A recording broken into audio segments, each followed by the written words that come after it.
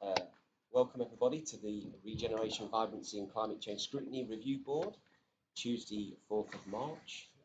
We'll go straight to the agenda. First, apologies, Councillor Sandhu and I believe Councillor Ingham as well. Don't believe there's any other apologies. No. Number 2, late items to be introduced by the chair. Well, can I just ask Catherine, so I'll put it on the spot. Just a quick question. It's MIPIM next week. So is the priority over at MIPIM going to be on the assembly rooms, marketplace regeneration, hopefully securing some interest in private sector investment? I don't know if that's going to be the top priority, or just give us a very brief overview. Yeah, I think so. There's a whole overall kind of approach for MIPIM, which will be around sustainable regeneration of 40%. So particularly around office locations within cities. So obviously that's 32 main sites, especially well and site. There was also quite a general push actually around investment into city centre, housing, office, commercial, regeneration. And then the other area is focusing on the investment bank and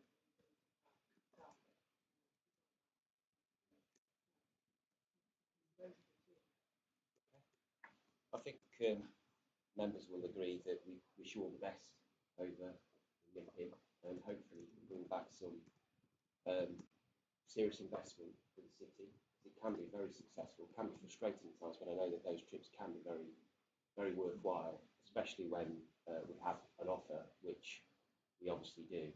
So good luck with that, and we obviously would like to hear about how it went at a relevant meeting in the future. That's one subject. Are you doing a Derby Embassy or event? Yeah, there is. It's Paul and Nadine that will be going from the city council, so I'll leave it to check with marketing Derby and more of the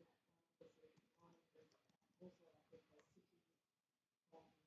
evening reception and various other meetings that will be coming along with another one-to-one. Good stuff. Thank you very much. Okay. Item 3 is declarations of interest. Anybody? Okay. Item 4, minutes of the meeting held on the 14th of January. Has anybody got any notes or comments on that, or are we agreed? Okay. Item 5, marketplace regeneration update. Catherine or Tammy? Yes, I'll read into this and just bear with me 1 second. I've got some slides to share with the board this evening. So, fingers crossed with the technology, as always. Excellent. I'll just put that into presentation. Bear with me 1 second, so it's a bit bigger for everybody. Can be broadcast. Is that going to be on YouTube? Yeah. So, obviously, we've been invited back to Scrutiny Board to give an update on the marketplace regeneration proposals. And just by way of brief introduction, the key points that were made about this redevelopment at previous meetings, the last one being in January, or really the overall ambition, this has to be, the regeneration of the site has to be about creating a destination in the city centre with a mix of uses that attracts footfall, significant footfall, reinvigorates this part of the city centre and brings vibrancy. And at the last meeting, we welcomed our development partners, Vinci and Ion, colleagues from those organisations, to talk in a bit more detail about the proposed phases of this regeneration, comprising Derby Maze, which is a commercial and cultural mixed-use building to really act as an anchor for the development, and is proposed to be the first phase to come forward.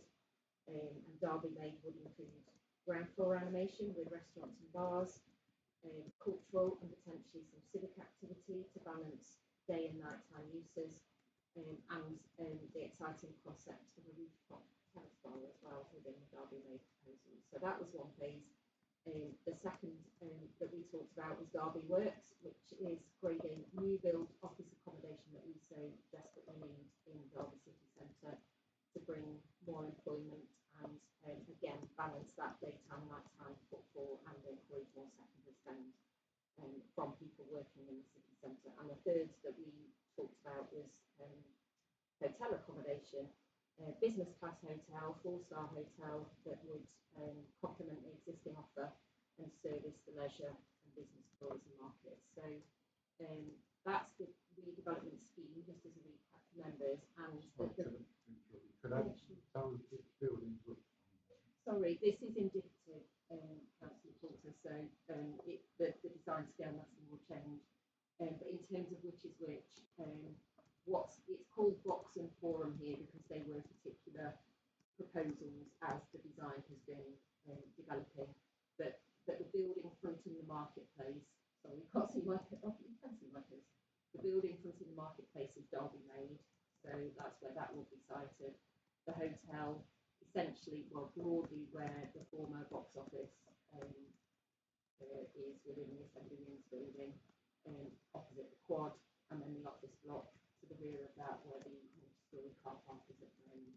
So the design has evolved since these images, but broadly speaking, the phasing and the positioning of those three developments is actually the same style. No parking.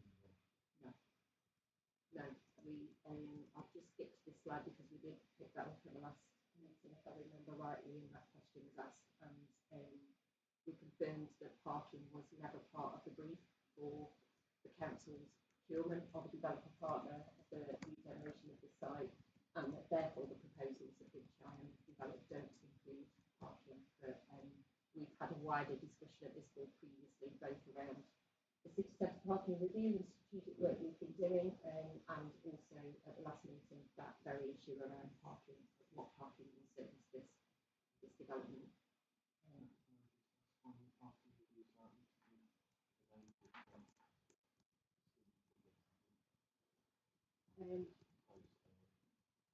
Well, sorry, I'm only hesitating because I've got a flow of kind of narrative for the purpose of the board, and we had at the end a series of questions that we expect you wanted to discuss of which parking was on the list. So I'm happy to take that now, but would that be okay if we just keep coming through? We can wait for frequently asked questions.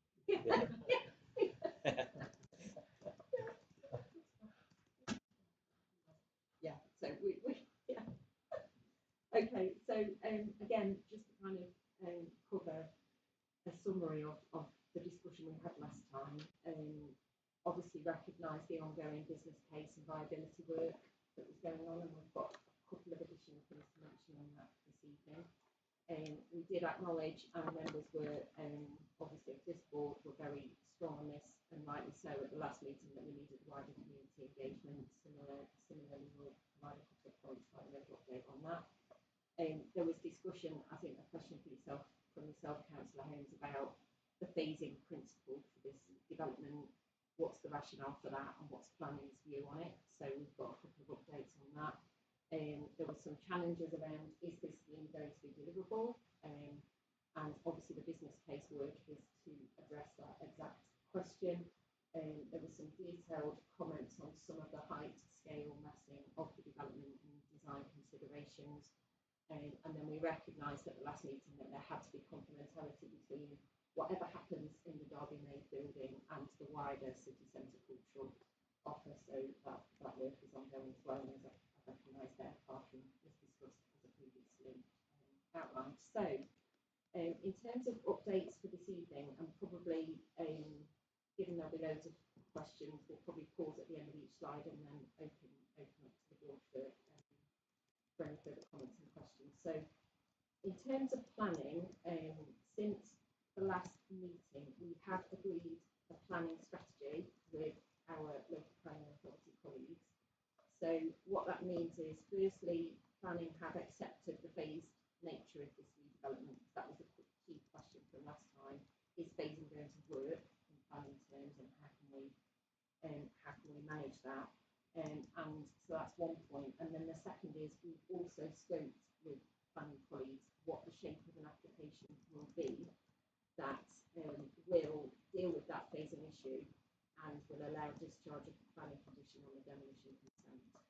So we haven't got, sorry to interrupt, we haven't planning officers here, and we're not privy to that discussion that's happened behind closed doors, effectively, between the applicant and the authority, the planning authority.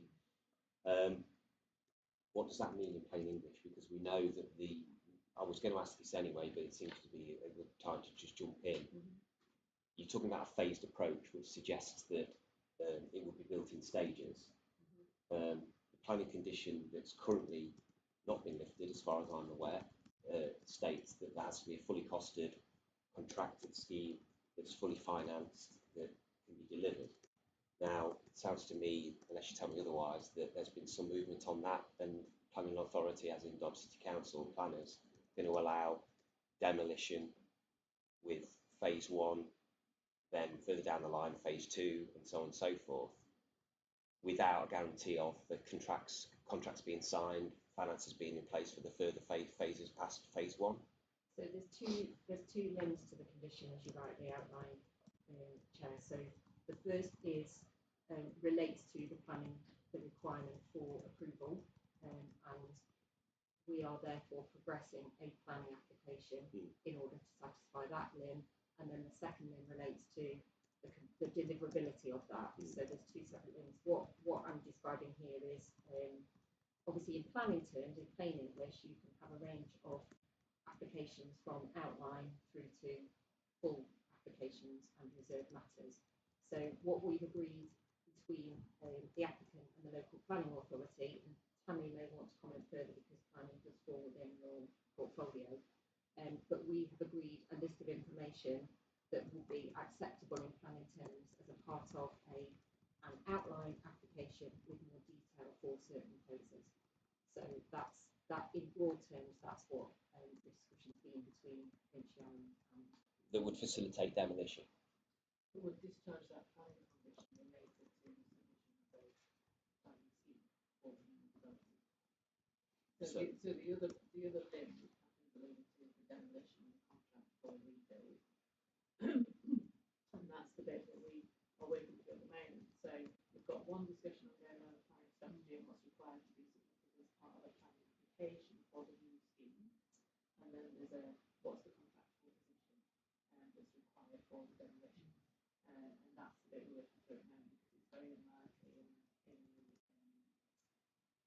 the new development you will get a build contract signed ahead of planning application being approved. So we need to be in a position where we've got a development agreement that contractually commits the developer to taking the new development at that time. But it won't necessarily be a build contract.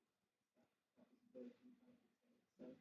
So that's the other link to the condition. And that would include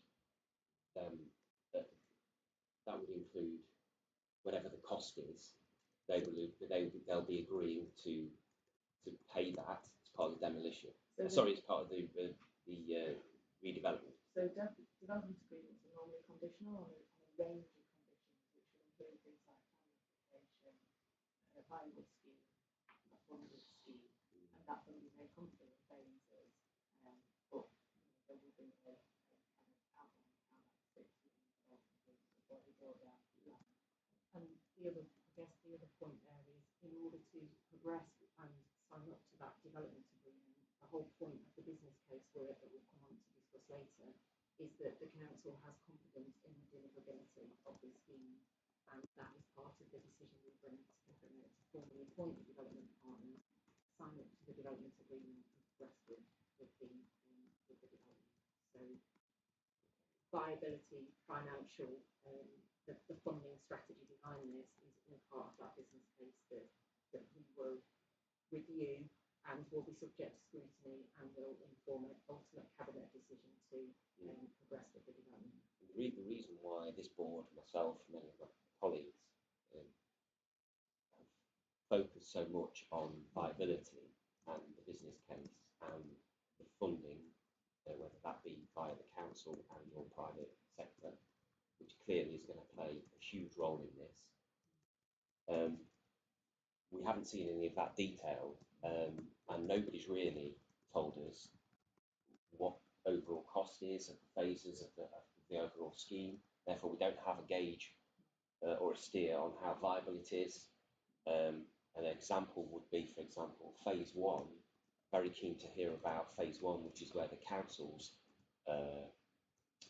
focus will be in terms of ownership, ongoing ownership, as far as I understand it. And when I spoke to the leader in the last meeting, I asked about, we need to know financials in terms of the medium-term financial plan as to what the subsidy will be, for example, on Derby Maid, because there are going to be elements there of the arts and that kind of thing, which we know are very difficult to wash their own face, and it tends to need a subsidy. She said that there wouldn't be a subsidy. Now, we need to know evidence of that financial side of things too, because at the moment there's nothing in the budget, apart from demolition, which deals with this. Revenue, capital, nothing. So it is a really important part of it. Apart from the viability, which will allow the condition to be removed, that's one thing, and it sounds like you're halfway there, and it'd be interesting to see that detail. But even more important is how it's going to be funded in the long term. What's the impact on revenue and capital in terms of the city's council's contribution, and also how viable is it without commercial partners, and are they delivering a good deal for the city? So many questions in that area. I appreciate you working on it, and do appreciate you bringing it to us for an update. We are going to have to see that detail. Absolutely understood. I think when we discussed this at the last meeting, our intention was at that point, well, we committed at that point when the business case is submitted, we've reviewed it, and we are in receipt of that very information. There will be scrutiny of that, either through this board, it could be both, but whichever comes the sooner, Regeneration Scrutiny Board or Executive Scrutiny Board on the journey to Cabinet. And I was keen to highlight to the board in advance within the covering report that we haven't been in a position to bring that business case in detail this evening, because that work is ongoing. But just to repeat that assurance that will be part of the journey through to Cabinet is appropriate scrutiny of those various elements. But before we move on, is there any questions on that area, on that aspect of it? Sounds like we're going to hear some more before we've done it. Okay. I just apologies for jumping in there, but I felt no, it's fine. It's how this it's a discussion, and it's scrutiny, isn't it? So that's absolutely fine. But forgive me if I then jump around and that's repeat all right. myself. No problem. Okay. So back to planning then. So we've talked about the planning strategy, and the other thing that we've done since the last meeting is there has been an initial round of design that I think Vinci and I were discussing last time that has been shared with planning colleagues. And whilst we're not in formal pre-application mode yet, we have mobilised key colleagues who would be consulted on any application and gathered a set of comments and views together to feedback to Vinci. So that engagement and that process of reviewing the design, considering issues ranging from highways conservation, etc., is all underway, and that's what's meant by the term development team mobilised. That work has also started, and ultimately will of course morph into formal pre-application and ultimate consultation as part of the planning application process. So there were those two things on planning. That's obviously an update since the last meeting, and then in terms of consultation, the developers mentioned their intention to do this last time, but they have engaged an organisation called Royal Pilgrim to support community engagement and public consultation work.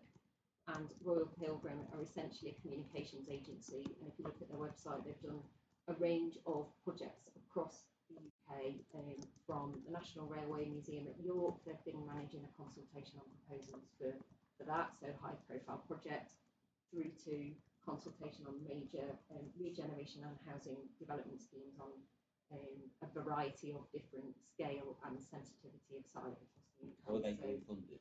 Do we know? So that's that funding is the council aren't paying for that. Yeah, I think that's fair. Yeah, That's fair, isn't it? Yeah. So yeah. And then there's two stages to the consultation. We are in active dialogue with Stephen Graham and their colleagues about what I've called here a kind of soft consultation, in that it will be meaningful and substantial, but it won't be obviously formal as part of a planning application. And we are We're not able to share specific dates yet for when that might happen, but we are planning for that to happen this spring, so pretty soon. And then there will, of course, be formal consultation for the planning application. So again, those two things, we've got that team mobilised in terms of community engagement, and we are actively planning for that softer consultation to start introducing. Firstly, obviously there's information in the public domain now about the broad objectives for this redevelopment and the 3 phases, but we're hoping through that consultation to be able to talk in more detail about what is going to happen in Derby Maid, and again that was a key discussion last time, but also potentially some initial design ideas for the marketplace itself, because it's important we don't forget the public realm and how critical that is to the overall success of the redevelopment. So worth saying this. I know it'll be a balancing act as to when you decide to do it, but not too early, because if you're showing something that's just indicative, then members of the public will tend to think that it's going to be like this. So we want to avoid that and try and get to as accurate as possible, sort of in terms of visuals and everything at that point. Exactly, and that's what we're thinking about at the moment. There's form and function, isn't there? There's the actual design of the building, which clearly at this stage is never going to be an artist's fully worked up and agreed artist impression of what the building will look like or the buildings will look like. But there's also what happens inside the buildings as well, which doesn't necessarily, which is the kind of more about the activity and the uses and all of those kinds of things. So that's what we're thinking about. Okay, so planning and consultation. I'll move on then if there's any more questions. So business case work, we've talked about this a little bit already, but having that planning strategy agreed that we talked about earlier means we can lock down now more elements of the design in the business case, which is helpful. Obviously we are, as we shared last time, we continue to be in active dialogue with colleagues from across the council and wider partners across the city to determine what the right offer is for Derby Maid. So that continues. And to your point earlier, Councillor Holmes, we will, as you always do in any project development, do a proper options appraisal on the right operating model for Derby Maid, because whilst the City Council owned and operated model is an option, and for a mixed cultural and commercial building would be a natural assumption to make that would be City Council owned and operated, it isn't the only way of doing it. So we are looking across a range of different options for the operating model as well. So that's on Derby Maid. The other work that DHIM have been doing in the background, but critically important, is progressing operator selection. And what I mean by that is talking to hotel operators and brands, talking to restaurant and leisure operators, and talking to potential occupiers to line that up in the background, because that directly influences and informs, for example, the funding strategy, because depending on what ultimate tenants you get, depends on what private sector investment may or may not be leveraged into the scheme. So that work is ongoing. And obviously, as you've alluded to, and we talked about last time, financial sustainability and the whole funding package for the scheme is key. So cost plans, viability and funding options are also being worked on at the moment. And it is important to highlight that I appreciate the board's focus is very much on viability and deliverability, but as important in terms of the whole development are things around social value, sustainability and stakeholder engagement. So when we did the initial procurement phase for this, we actually we did have social value and sustainability more strongly weighted on this particular procurement than you might have seen on other procurements that the council has done previously. So we did make a very deliberate move to ensure these were front and centre of the developer's approach on this, because that's really, really important. Yeah. Environmental, yeah, in this particular context. Okay, so that's the. I'll just pause there in case there's anything else that you wanted to ask around business case. And then next steps, just to say where we are now and what's going to be happening in the next period, I guess, in between these meetings. We're expecting imminently an updated programme from the developers for to highlight all of the key milestones on our journey towards delivering this and the dependencies, etc. So we're expecting that soon. We've got a REGA 2 design pack in preparation, so we'll be agreeing that. Completion of the business case, as I've said, as I've alluded to before, and then obviously in parallel and in expectation of being able to move on this, we do have to think about and agree key terms from a commercial and legal perspective that will be part of the development agreement that we eventually enter into with Vinci Iron, so that's happening as well. And then obviously submission of planning application and cabinet approval for development agreement, not necessarily in that order, but that's next steps. So I think, just checking my notes, because a few of these points I made earlier, I don't think there's anything else I have to add. So I can either take the presentation down and go back to any other slides or points that people want to focus on, but that's open it up to board members for any further questions or queries. There's a lot to cover. Hopefully quick.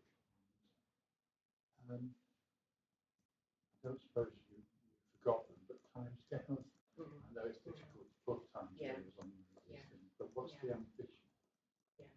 So broadly speaking, we are looking at, and that's why I mentioned that we're expecting an updated programme, because that's exactly what we need, is to see where all of this fits. But broadly speaking, we are hoping for the business case work to be concluded. I'm going to use seasons, to be honest, because I think that's only right and fair. I'm not going to say dates or months or days in the spring, with a cabinet decision in the summer and planning application preparation in parallel to that, and therefore planning application submission in the summer, with consideration during autumn. I think, is that fair? And we can exchange this board when we get When we that get the programme nailed down. But I think at this point in time, while we're working through a lot of the planning discussions and the design detail and the business case, I think we've said this before, but it's important that we get this right rather than rush to meet the timescale that we talk about. So we're really keen that we do the work that we need to get this right. So in general terms, as I see it going, are we in a position to prevent one of these three developments being done and the others not pursued, or what my concern is around building part of the development on one of the sectors and not being either following through or, but what's designed in there to prevent that happening? So I would suggest the safeguards we have are that the development agreement, whilst this is a phased development, the development agreement will cover all three phases. The business case will cover all three phases, and our consideration of viability of the proposals will cover all three phases. So the fact they're not all delivered simultaneously, and that's for both funding but also for practical reasons, you can't. It will be very difficult to build three buildings at once on the same time. So for those reasons, that's, we are expecting a phase three development. So that's where our formal contract with Vinci Ion sets out those expectations in terms of milestones and timescales for the phases and what the conditionality is. As Tammy mentioned earlier, what conditions need to be satisfied in order to move through those different phases. I presume Vinci Ion, have they got exclusivity for a period?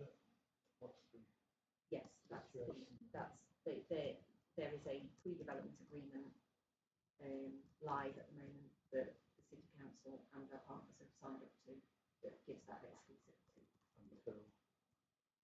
until a milestone rather than a time frame. There will be a long stop date on it, but it's based on, it takes us through to the development agreement rather than for a fixed period of time. That's the I'm intention. thinking, so when we talked about Nippon and the ambition to go there and get Yeah. city centre investment, if somebody else came along and either wanted into it or all of it, what would the answer be? I think at the moment, so we have to remember that this is done through a procurement. So this is a procurement exercise rather than a land transaction, so it's slightly different in exclusivity deal that you would like to see in a land transaction. So that's why establishment services is part of the procurement process due to the stage we're in at the moment. So I think something like Nippon or even probably more so than Nippon, I would suggest we're looking for investors. So you go to these events with a request in mind. So our request at Nippon will be for investors in a occupied non-core developer with property developer and actually start that SaaS investor to be able to secure an investor.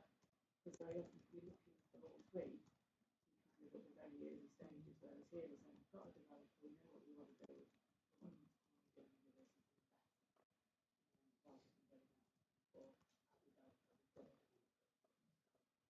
So my understanding was you talked about Blue Pilgrim doing a partner funded consultation, but you're also going to do a formal consultation in relation to anything else, which the council will have to run. Which one will you depend on?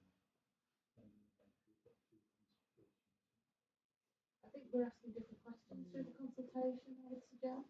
So the soft consultation is very much a kind of is much more, as Catherine described, it's much more about this is what we're looking to do, you know. Whereas the planning consultation is a very formal process. It's a very different beat, I would suggest. So we're not going to rely on one or the other. You know, the soft consultation will take us into, will guide the planning application more far than naturally. It's not like we're doing two at the same time and not have one. I agree with the reference to being clear about what they're being consulted on. We know that over the years, I don't know how many different iterations there have been of plans for the marketplace, but whatever we go out with needs to be clear that this isn't necessarily the end result, and it's about function, social value and sustainability. So it's a tricky consultation, whichever way you go, because there's no more high-profile subject than this.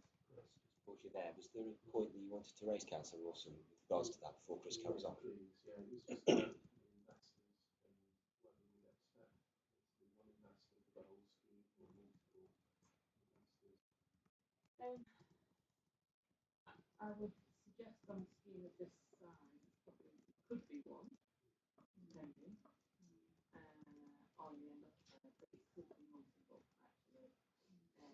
And I would suggest that the nature of the different elements would probably invite different investment propositions and different investors. So I think it's unlikely that we would get one investor that would sign up to the whole deal. We might do, but I think it's probably likely to be a cocktail. Not necessarily. You may get an investor that looks across several phases. That's not uncommon. And sometimes investors like to take a long-term approach. So it's not a pension investment fund, for example, will want to look at a long-term investment in the city actually, rather than an individual scheme. So we'll be looking at a whole range of different options. Yeah, and you've made reference to the public realm on the marketplace, and that being a major consideration, not least the redevelopment of refurbishment of the waterfall. But seriously, the funding element for that, the Anchor, for example, has made a contribution to the city centre redevelopment. Are we putting a bid into Anchor for further funding in relation to the schemes? That's certainly a possibility because whilst in certain circumstances you can, for example, leverage Section 106 funding to contribute towards public realm, the scale and the viability of this scheme would suggest we are going to be looking for public sector investment to fund that activity.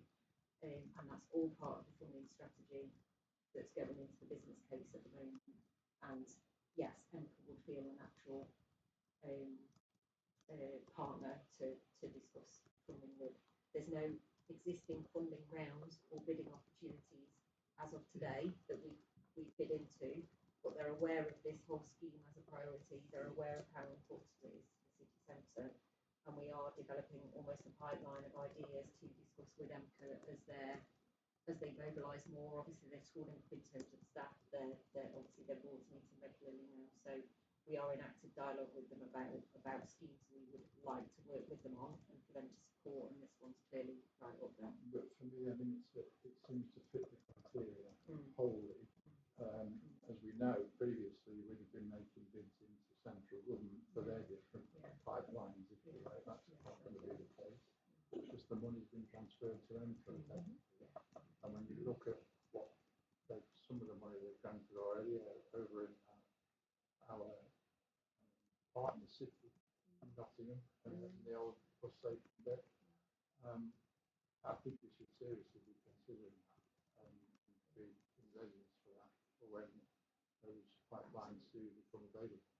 Because ultimately we could be facing a spending gap here in terms of public realm particularly, but also in relation to if we don't get appropriate investors, then also we're going to fund it. So yeah, I'd encourage us to consider that.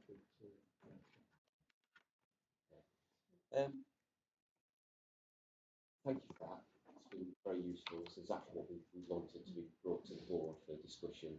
Obviously, there's far greater detail that we need to see. So I have got a recommendation if we can agree, and that would be to recommend to Cabinet that the board are given details and able to scrutinise the public consultation prior to its launch, the business case prior to its sign-off, and planning application prior to its submission in both public and confidential session if required, because obviously there are going to be details here that are going to need to be confidential prior to things being signed and sealed, etc. And board meetings can be arranged if current meeting dates don't align to facilitate that timeline. I think it would be something which, as vice chair, I know I'm sure as members that this is one of the highest priorities for us to scrutinise and to hopefully help steer towards a positive outcome. So I'd like that to go to Cabinet, if that's okay, please. Does everyone agree with that? I think on that one, I think I can absolutely support that, because what we shouldn't forget is that this site has been a thorn for a while, hasn't it? And I don't think there's anybody in the authority that wants to not see it develop.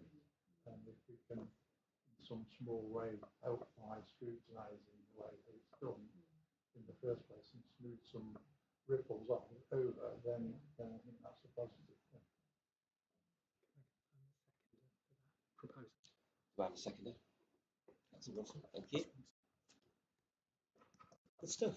Okay. Is there anything else on that at all from anybody? No? Good. Well, thank you very much for coming. Did you get to your frequently asked questions? They were all in there, Chris. Yeah. I just didn't label them as such, but yeah, hopefully. Thank you. Okay. Right. Item 6. Ward transport priorities. Is it Werner or yes? Is it Nigel Werner? Double act? Okay, there we go. Far away. So this one has been a long time coming, so it is something which you've been very keen to learn more about, and I'm sure lots of us have got lots of questions for you, wouldn't you? I'm sure you have, and absolutely, discussion along the way. Yeah, just got a few slides that I'm aware you wanted to have a conversation about this, and obviously the discussions that you have at neighbourhood boards around your priorities that include transport still go on, and you still work with our officers on those. But I guess some of the things to talk about is the context around things that have changed, particularly over the last couple of years. So next slide, please. So the biggie really, I guess, which started some of the change in context was back in 2022 when there was a large-scale review of the council's capital programme. So following on from that, and that review was really prompted by the financial issues the council was facing at the time and still faces, of course, and the cost of capital borrowing. And so in response to that 2022 review, we took a report to Cabinet on the 15th of March in 2023 with a set of proposals as part of the Infrastructure Board capital programme that talked about the changing context and what we proposed to do in response to the recommendations and the findings from the capital review.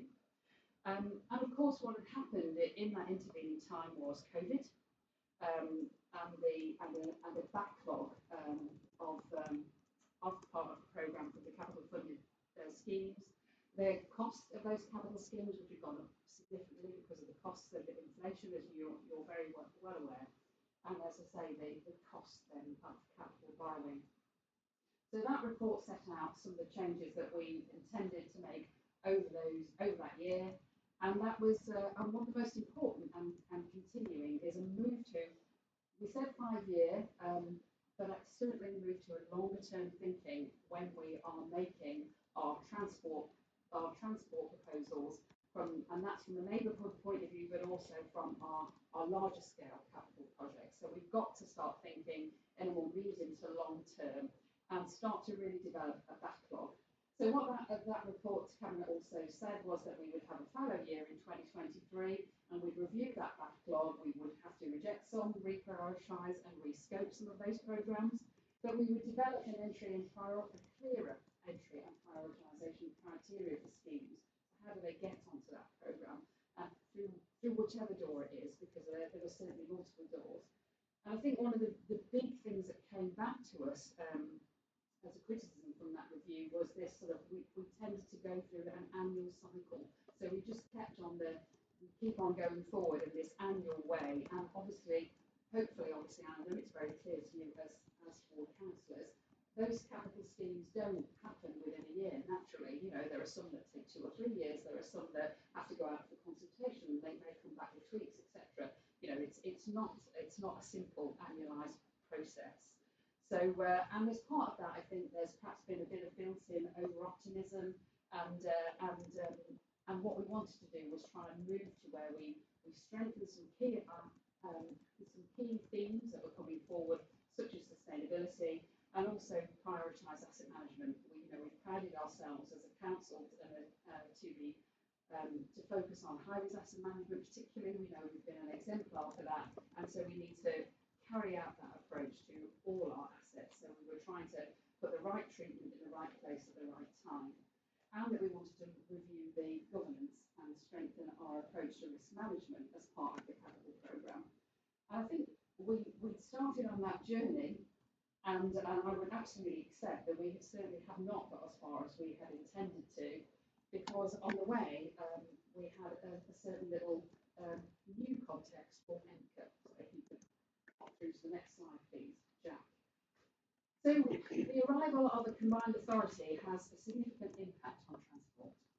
So MCA effectively, at its establishment, became a transport authority, and the transfer of the transport responsibilities to MCA has been ongoing and will formally move through on the 31st of the 3rd next year.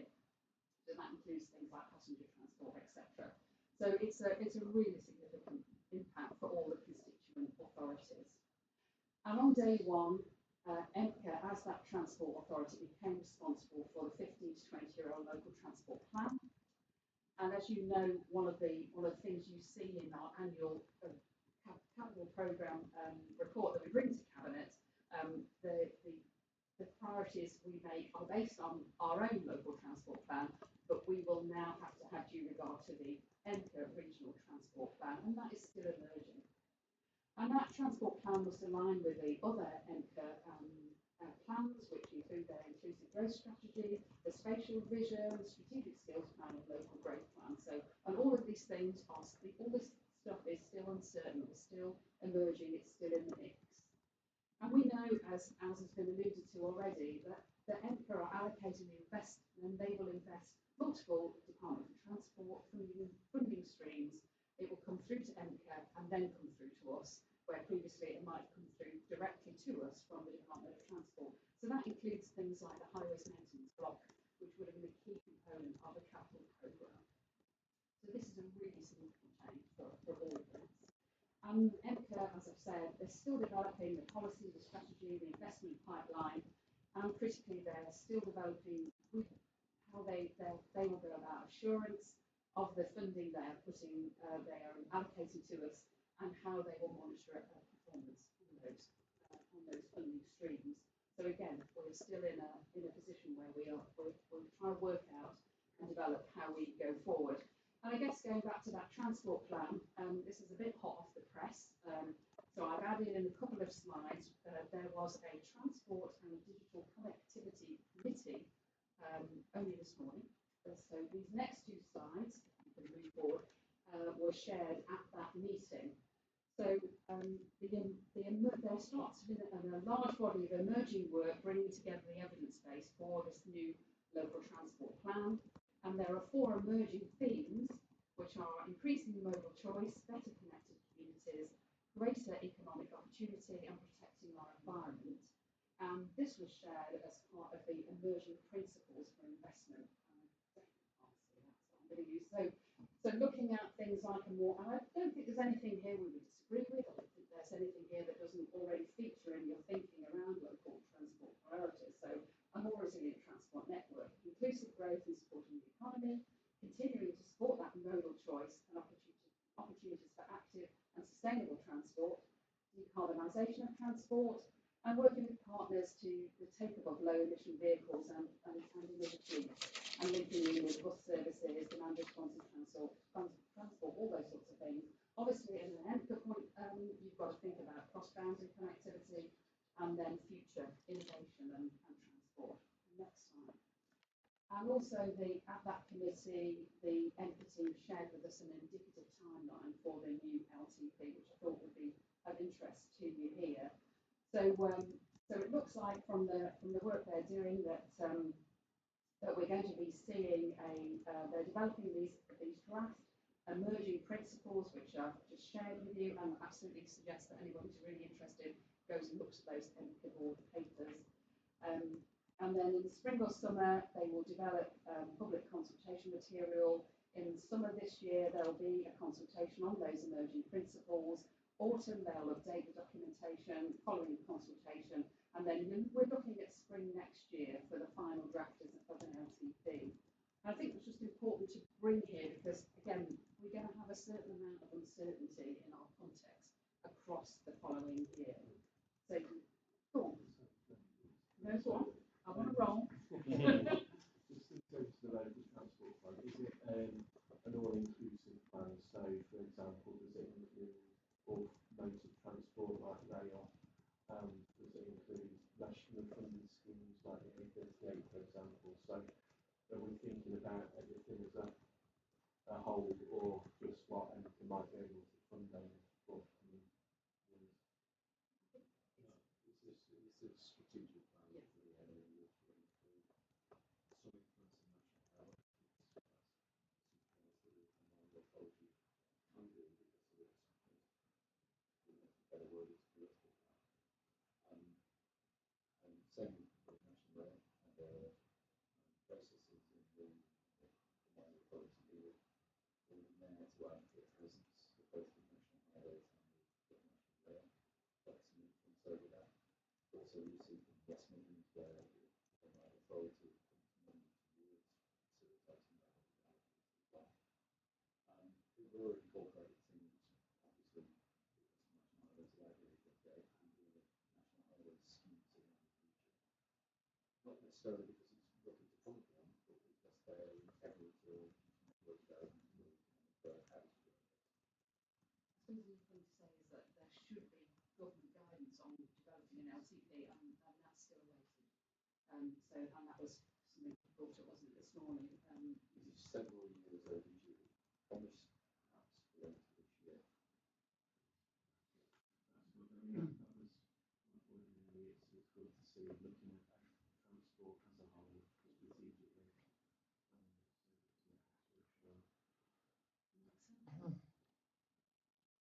Yep, sorry, Chris. Yeah. Now's the appropriate time, but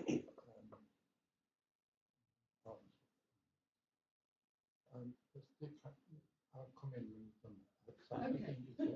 So this is, I mean, obviously we haven't got the neighbourhood partners with us, but so we just wanted to say, well, this is what has happened so far.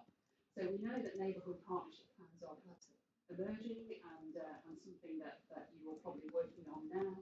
And obviously, as we would have always done, you know, we work with you as transport and traffic and transport officers, looking at the legal and technical aspects of the problems you want to address through your neighbourhood partnership plan. So they're how you work together in the neighbourhood and develop your priorities.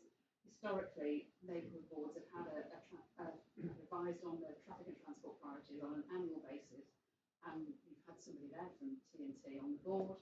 Some neighbourhood boards we know have separate subgroups where they focus on transport issues and they discuss things in greater detail. And probably over the last 12 months, it's fair to say that colleagues in traffic and transport have attended the most appropriate forum and just had that overseeing role, but on an annual basis. And then just shall I nip to the final slide and then we can we'll find a couple of slides. So I guess what I'm saying is we are still going through that transition. So going back to that 2023 document, the Cabinet report, which talked about how we were trying to change the capital programme.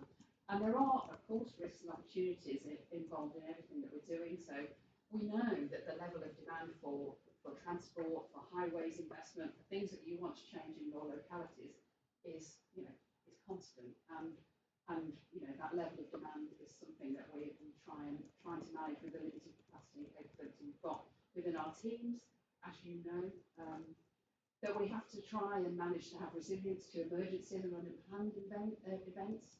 And I'm sure you could all name a number of things that have come up where we're still trying to get things sorted. As I've said, EMCA is still emerging. This year is perhaps an exception because they still haven't set out how they're going to performance manage us, what the monitoring is for the funding that will now flow through from EMCA. But also, we've got an opportunity for more funding through EMCA as well, so that's a positive. And that opportunity also comes with something that's more stable. So EMCA, because we've got a combined authority, we will now have funding on a regular 5-year rolling programme. And that's new, that's something we've got that real opportunity to start to develop a proper pipeline, a proper programme which means we can communicate and engage with you more effectively on what that pipeline is and what the overall capital programme looks like, and therefore where have we got capacity and capability, and where can we programme and work with you to do that in a better way, so we're not we can manage all our expectations on what we want to do. And the things that we need to improve, we definitely need to integrate more effectively with the neighbourhood partnerships plans and how you manage that process. We need to help you with thinking about place shaping, because we know transport's facilitative. The things that you want to do in your localities and your neighbourhoods is about shaping the place. So how does transport add to that, not as an end in itself? We need to think about value for money and buildability. How realistic are we with some of the plans? Because we all know that you want to do something, but we might tell you it takes 2 years and actually it takes 5. I'm sure you'll have many examples of that. So how do we have a realistic conversation about what that is? We need to increase that integration with asset management, because we've got to, if we think about that money now flowing through from EMCA in the same way that DFT wanted to assure themselves that assets were managed to the standards that they want, so will EMCA. And that sustainability is going to be an ongoing theme through any future local transport plan, but also what we want to do on the ground ourselves.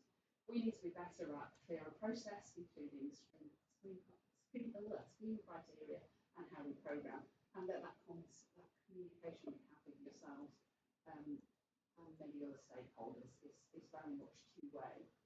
And I suppose finally, again, we can pick this up. We just had a couple of questions for you, really, and how do we help you move to that 3-year based planning? How do we get all of us at our heads into a more medium to long term thinking? And then what would good communication look like, and how you develop your work priorities? And then just to say, there's another. I know you wanted to talk about fixed notices and not fixed, and those sort of things. And there's another slide on the end. But I'll just stop there. Thank you. Okay, well, thank you very much. That gives us a broad strategic look at how we're moving forward, and it's obviously really important that this board to consider those things as well, to do with MCA, and obviously in the longer term future it will be the local government reorganisation that may change that whole thing again as well.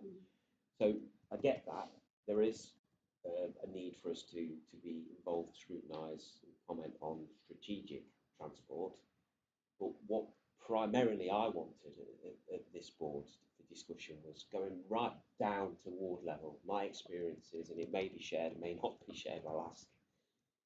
I found it as a councillor incredibly impossible to deliver very small transport priorities, such as double yellows on a residential junction to improve road safety and line of sight issues. I've got a list now in my ward of probably 20 areas that have been over the last 2 or 3 years that we've discussed in neighbourhood board meetings with transport officers, and it's just impossible to move them forward. They're just disappearing into the ether effectively, and we've got a list, and it isn't that we aren't highlighting them, but there doesn't seem to be a mechanism for us to actually deliver those things. It could be some PEMS, it could be a pedestrian refuge, it could be some other similar scheme which is very low hanging fruit, which is relatively low funding, low cost. I know obviously cost is always an issue. But correct me if I'm wrong, colleagues, we seem to have lost the ability as ward councillors to actually put forward and actually have any confidence at all to have some of those things, some of those small items delivered in our ward anytime soon. Because I haven't been able to do it, and I have to go back to residents and say, thank you very much for letting me know. We've looked into it. Yes, we're going to add it to the list, which is now 25 items long, because we haven't delivered the things over the last 3 years that have been highlighted to us, and we agree that we need to deliver. So that was the basis of bringing it here, to understand not what's gone wrong, but to try and understand from an officer's point of view as to what your reaction to a ward councillor telling you that, and how we fix that. Because I don't think the fix is to us to key in to a strategic 3-year plan. There are elements in a ward that would key into that. I've got them to do with how we deal with the parking in the village, and a strategic way of maybe slowing traffic down and clean air and all those things that we need to do. I'm talking about well below that. It's just fairly straightforward, simple transport schemes. How to get them in there. Can I add along exactly the same lines? And I think for me it was appropriate then to give a little bit of a history lesson, because there's 1 or 2 of us here long enough in the tooth to remember the days when we had a Derby local transport plan, and each ward was given 3 priorities. Each ward had £30,000 average for each, and then they'd be submitted, had to be submitted by November for the following year. And we kept a tab on where we were with those in a local transport plan. My understanding now is that you talked to Werner about various doors being open towards setting priorities. The feeling now is that those doors are closed for the neighbourhoods, and the doors well and truly shut. And I think the problem is we're talking about 2 levels. We're talking about strategic major schemes, A38, Pentagon Island, all those sort of things. That's one thing. But as we we said already had examples. Mine would be a bollard to stop some pavement parking, or what else, grass verge parking. They're local issues that are absolutely more of a priority probably than the A38 for people in Spondon and this, that and the other. And those, there doesn't seem to be any way of really progressing them now, because what we're being told is, well, the BSIP money, that's gone to the to Anchor, so we can't do anything about the Spondon player situation. You know, and then we're waiting for the Anchor to develop a strategic transport board, and actually the way you've described it, it might have been coming as a strategic board as of when the mayor was elected, but there was no way there was any setup to deal with that. And it's progressing quite quickly. But you talked about it not being having a plan until March next year. We're in the limbo. It creates a bit of a limbo and a hiatus where probably nothing is going to get done, particularly on a local level. I mean, recently, last week I think it was, we got news of £14 million coming down from Anchor already. The various schemes in Derby, but I don't know of anybody that knew what that was about, and that saved me an email because I was going to ask you about A52 at Spondon intersection, what the plan is there. As an example, what is that about? Where's that come from? And where are we going in the future? Nigel, you and I have talked about the potential for the need to work up a proposal and scheme in relation to things like Kentish and Ireland and Frankfurt away. Those, for me, are the strategic developments that Anchor ought to be approached about. But Anchor aren't going to be interested in, say, WO lines, but that's quite a major feat to get into some WO lines down. But there's this potential hiatus, this potential limbo, and if we don't have an LTP until spring next year, what we've got money in the capital programme now after 2 months schemes, and is that going to get spent? Is that all on hold? Where's the BSIP money going and stuff like that? So I think that's, for me, is where the concerns, and I think it's shared with for different issues about how the A38 must affect their area and all the developments and stuff. And we've got issues around housing developments increasing the population and still having only one exit to the world from Spondon. So, you know, there's all those sort of issues. So, yeah, on that basis, if you can tell us your thoughts on that. And I think just to frame that is from a councillor cohort, from the board, which is effectively 3 councillors make the decision in each one, or 2, whatever. Neighbourhood partnership plans, great for a more strategic vision, and we can all obviously come up with longer term priorities for our wards that don't necessarily have any funding, but we could actually work to aspire to actually deliver the wider schemes, whether it be work on what the schemes might be, some work with transport officers about what it could look like and what needs to happen to maybe take steps towards that. That's absolutely fine. I can see the real benefit for that. But what we, as Councillor Poulter has said, we seem to be missing that how can we start to deliver again the small transport schemes that we all have a big list of that we haven't been able to deliver.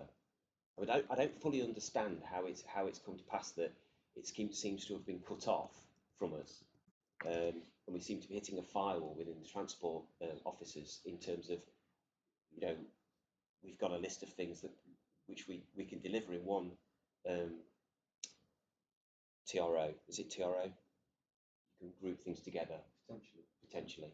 So one double yellow line might not be cost effective, but if you can bring 10 forward, actually the cost is the legality. Putting the yellow paint down is relatively cheap, and it doesn't make sense to me that when we've got a list of those kind of things, that they can't be packaged into a capital programme that can be delivered with probably little resource. It all depends on, specifically with TROs, it depends on the region. area-wide, then it's quite a simple process, and street by street, it's complicated. But that's very much down into the detail, case by case. The answer simply to the question is really design power strip supply, and that's both in terms of the human technical resource we've got and certainly the cash.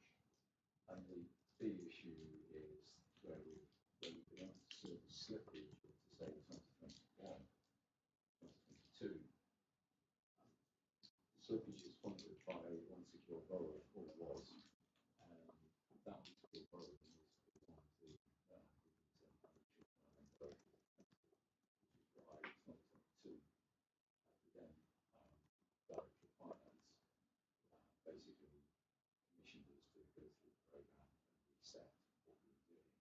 We needed to take out the slippage errors starting with a narrow year, and why we had to go back and reevaluate certain schemes.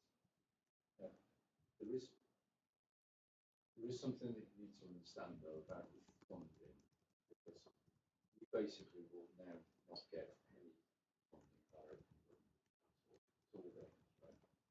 So our previous integrated transport block, which included the LTP funding of about 1.8 million-ish, and the highways maintenance funding, with all the add-ons of pothole fund, various bits and pieces that used to come on an annual basis. Those now all come through anchor. And for this year, they're basically for ease and for ease of transition, have just passported that through. So what we would have got directly with we now get incremental this year, and then there's all the other stuff that's built on the next sort of 15 years. Is that the 14 million? That's made up of various other funding streams as well, but at the core of it is the integrated transport block that we would have got every year. Again, this year we're back to this question of unsupported borrowing. There's no unsupported borrowing because of the cost of that borrowing to the council. So what we've got at the source is what we would get normally for highways, and it's the same as we got last year because it's not gone up. And 1.8 million transport scheme, again, same as last year because it's not gone up. Now, there is some additions that Anchor has put onto that, and then there's the CRSTS funding, which is about future transport funding, and sort of how we access into the potential 1.5 billion pounds worth of investment to 2032. So I'll unpack some of that because there's a lot of threads of funding going on there. But the key thing here is that I appreciate there's these little things in the wards that need doing, little bits of bollard, bits of line, bits of maintenance and that sort of activity.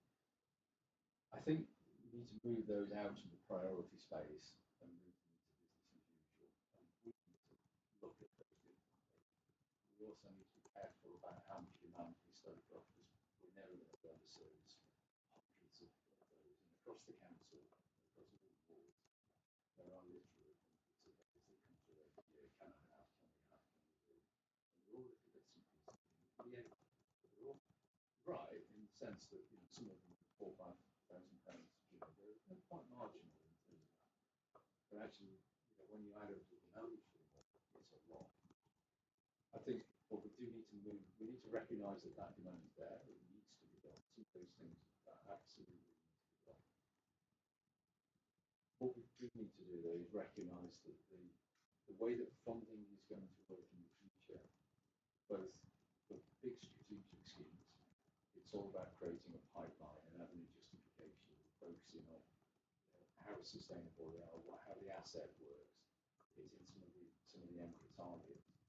But at a ward level, kind of need an echo of that sort of pipeline level in terms of placemaking. So people and places, what would you want to focus on? I think that's where I would advise, that's where priorities need to be in the future. So not disregarding the other stuff, but that needs to be business as usual. The strategic big stuff goes over there. But how do you want to shape your ward? Because whereas previously we've been tethered to those 10, 20, 30,000 pounds, whatever it is, for one or two or three priorities, and our integrated funding block is nailed at the moment at that 1.8 million pounds a year. Actually, the opportunity with the anchor funding is to actually make some real changes in wards over a 3-year programme, where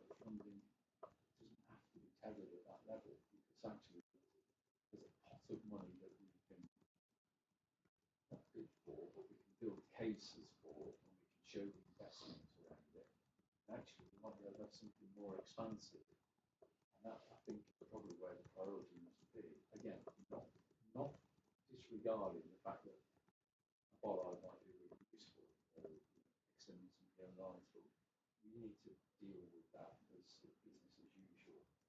But it's very much the prize here, if you like, and again, it's about how you can actually bring more for your areas, for your communities by creating that investment. But with that comes the danger that your priorities don't come to the surface and the priorities go in a different order, and there's often $1 million spent on that, whereas there's nothing spent locally. Whereas even the small amounts that were talked about before gave a level playing field to a degree. And then I get what you're saying about that being business as usual.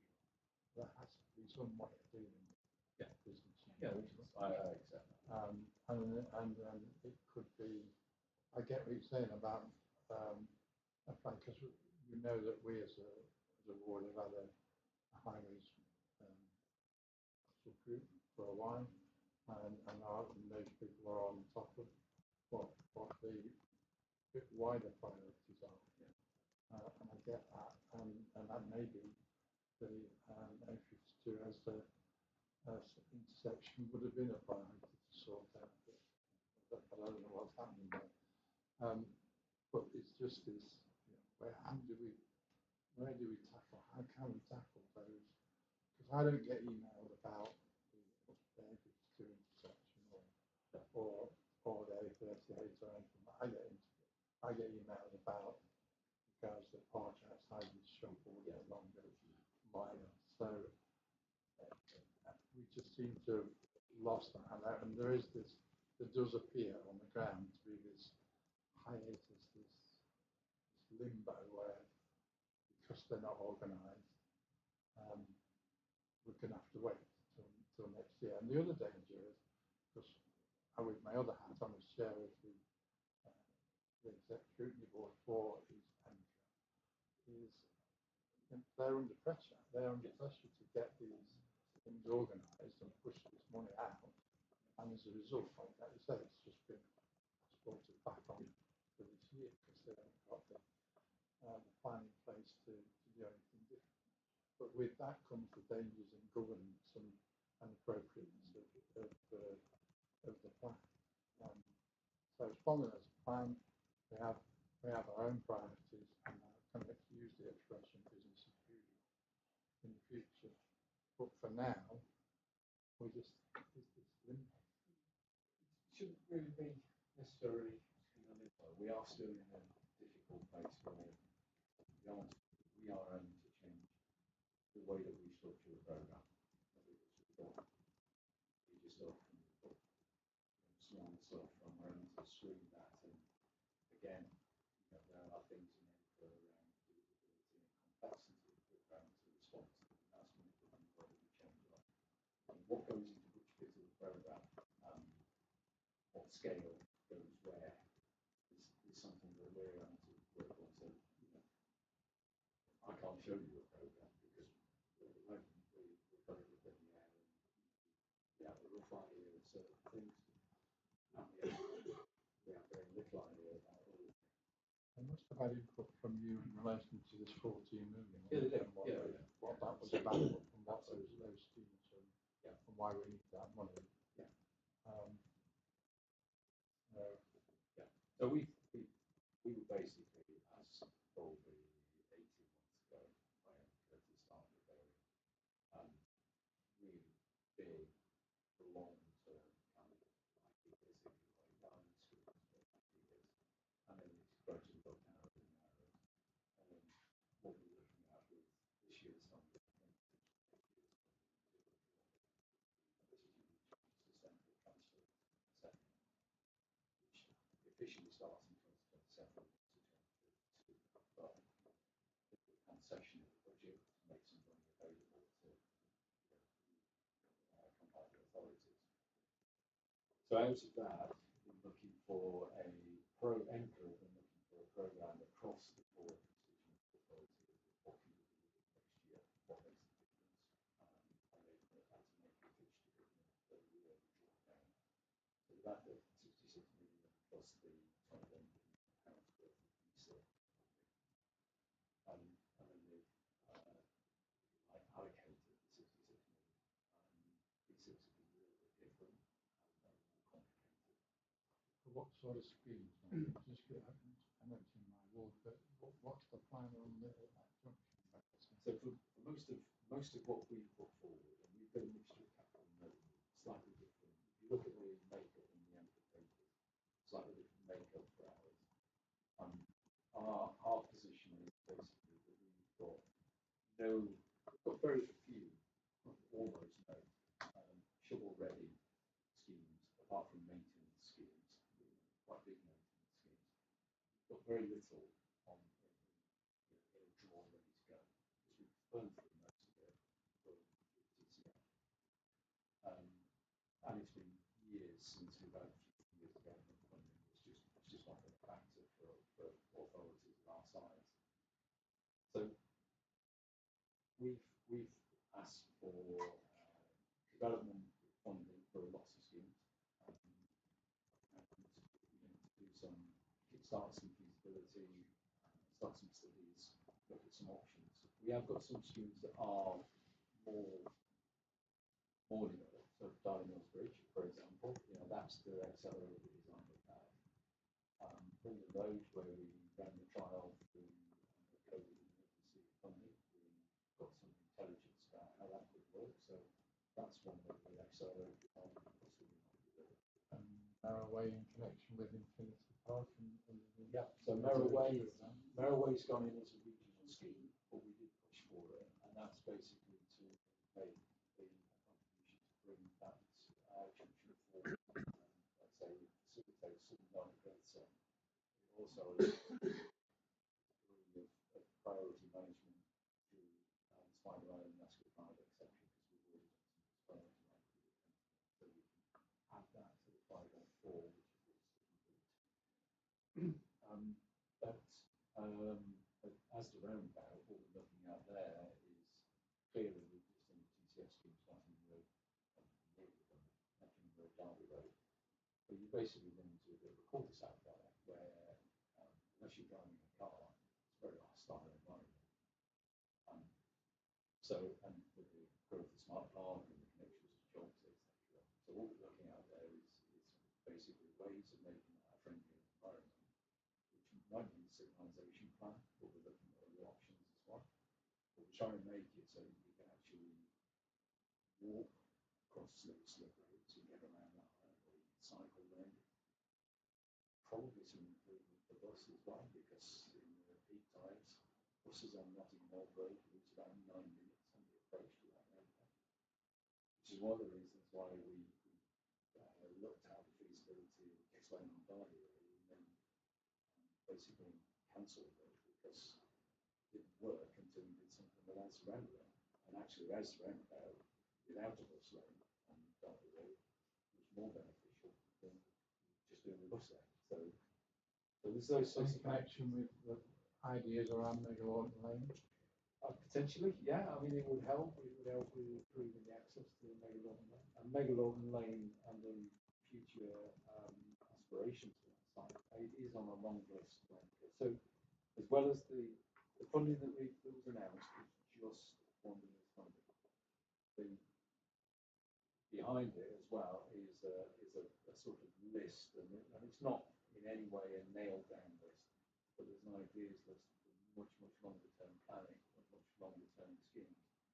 One of the schemes as part of the 14 million is to look at the inner ring road. That is just the study, which might take 3 years, 3 or 4 years to study. But the eventual scheme that might fall out of that might be 20 years down the line. Part of the revenue. Yeah. So I get that. So this actually is a good indicator of the difference between the schemes, the levels of schemes. Yeah, absolutely. Yeah. All those schemes, the wider schemes, to look from Spider Island through to that's a different. Nobody would be. Members of the public don't like to us about that sort of stuff. It absolutely needs to be done. So long as you get rid of those ridiculous railings all around the house, well, you can do what you like. It's a pedestrian guardrail is not really in vogue anymore. I refer to the crazy paving because there's that many holes in it, bent railings, and they've been there that long. But I guess that's what we wanted to, forgive me if I was being overly strategic, but that's flowing from that capital programme review back in 2022, the capital report that we brought in 2023, we had hoped to be further on in that year 2023, in that first year when we had the fallow year, and then MP came in, and we're trying to deal with all this complexity and deliver, and we haven't got any more people. So I guess we absolutely really recognise that we are not as clear as we should be around this, and that we need to take that away and work with you to say, okay, how do we get the really small schemes, the neighbourhood priorities, the city priorities, the regional. And a way to highlight that, we had a meeting to go through the outstanding LTPs that we've got in funding that haven't been developed over the last 3-4 years, which we've patiently waited for and hope to be able to deliver. So there needs to be a plan.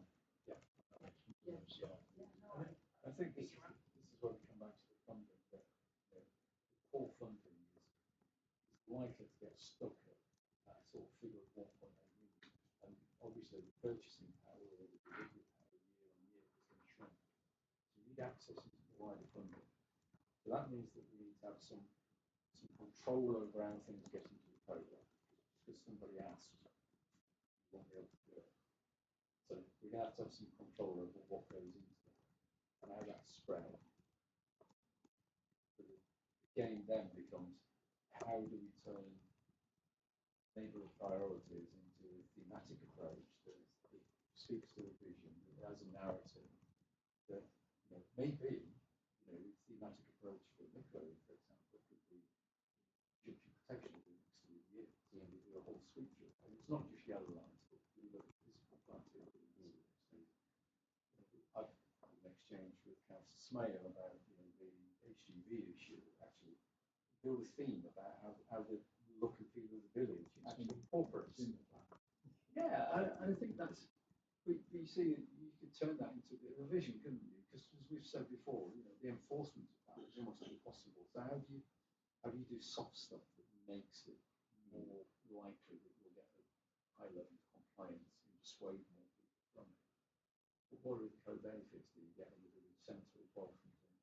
I think that's where the extra funding is in the future. And I think it's really hard to describe it at this stage, but I hope kind of get where we're coming from here. I kind of look at it like a ladder. A local ward, we need to develop and we need to suggest and get from you. We need to be making plans and proposals to MCO, and MCO needs to be using that to get more money out of the door. Exactly, and that plan, the developer at local level, we need to be able to translate that into a group ask, if you like, of funding for those sorts of things. Yeah, fair share from Yeah, and Councillor Smale, a couple of weeks ago, absolutely appreciate the difficulty of moving from, if you like, spot treatment problem solution year on year to having more of a people and place visionary plan. And I think I'm quite happy to come out and bring some maps and crayons and try and work it out with people and come up with a fledgling idea. I think that's what we need at the moment, is a fledgling idea, which we can't nail. But I think we also need probably to run some sort of education piece for councils as well, because it is a really big shift. And it's important to get away from some of the really tiny stuff, but make sure that you capture the funding in the future years. That's the call. Firstly, just want to say thank you to everyone working with us on the Shaftesbury estate. It's been hard to get head around, but I've got my head around it now, I think. And thank you to the officers that have come out and done some engagement work with businesses, and hopefully we'll do some more with the residents. You basically just said the point that I was going to make. It's especially as a new councillor, hearing from some of the more experienced councillors about how things used to work and how they're not working now. I only know it as it's been working in the last year. And I think that bit about the question about how can we get better at the communication aspect, it's about perhaps us understanding what it is we need to do. And because as I say, we get lots of, so we're working on that big Shaftesbury scheme, and we know that needs to be done, and we know that there's a problem that needs to be solved with a big scheme, but also there's 101 tiny little things that you need to do, and I'm conscious myself as a councillor that the amount of time we're spending focusing on that, whether it gets past the consultation stage or not, there are still lots of little things that people need to do, and it's how do we get that on the list? What does our list look like? What kind of things can we put on the list? What kind of things should we expect to get a response for, and what shouldn't we? Because other than that, as you said, it's about demand. There's student councillors, and you're going to be hearing 100 things out of every single person, and it will end up being quite a long list. So I think that would be really appreciated. We get roughly every year like 3,500 requests for interventions. That's not what comes through council, that's what comes direct. So we are swamped with demand. And I think in terms of that communication piece, we need to guess a little, educated guess about having some sort of criteria about what's got a chance at different levels. So coming back to your ladder idea, so what's at that very local, small scale intervention? What's going to make it onto that? Because some things, not everything is. Or if everything does, then there's going to be a long queue. So how do we deal with that queue in terms of triage, if you like? And then there's this kind of level of this 3-year planning.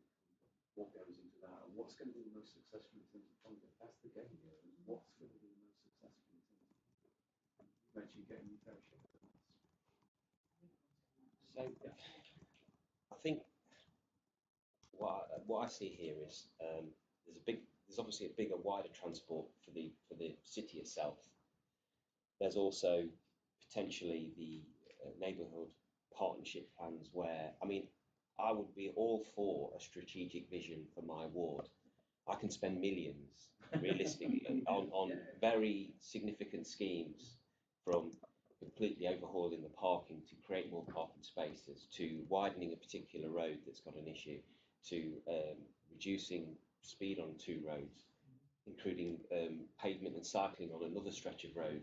They're all fairly big schemes with big ticket prices on them, that are fitting into more of a strategic vision, especially if they link into other wards with regards to cycle routes or impact or traffic flows and all those things.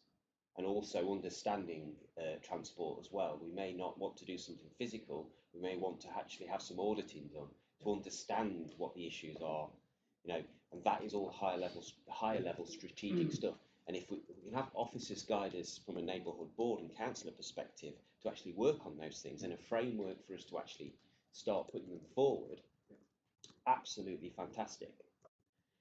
What I'm talking about as well, though, and I think what we still want, I believe, we still want that ability, and this is probably, I was looking for the right wording, and Nigel's put it forward, small scale interventions, low cost schemes, small things that, okay, we know the resources are an issue within the council. However, there must be a mechanism for us to be able to just have a small number per year of very small interventions that are realistic, that officers believe can be funded within the capital pot that potentially could be available within the next financial year, especially if they're working a package together with joint ward or across the ward.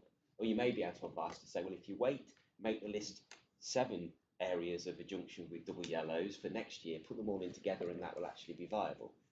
I still think that's what we're missing, which is why we brought this towards. It's been very useful to see the strategic side, and I think there's a lot more work to do in that area.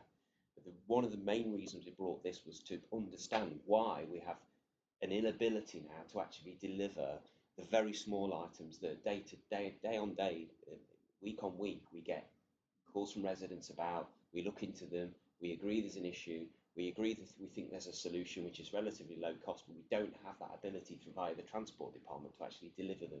There isn't a mechanism, there doesn't seem to be a willingness, and it's no criticism, it's just the way I feel, it's the way I've experienced it as a ward councillor.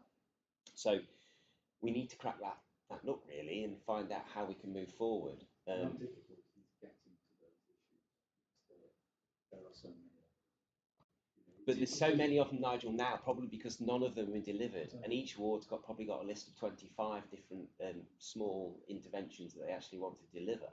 But it's beyond that, because every request gets turned into demand. And that's what happens both direct to the service and to the council.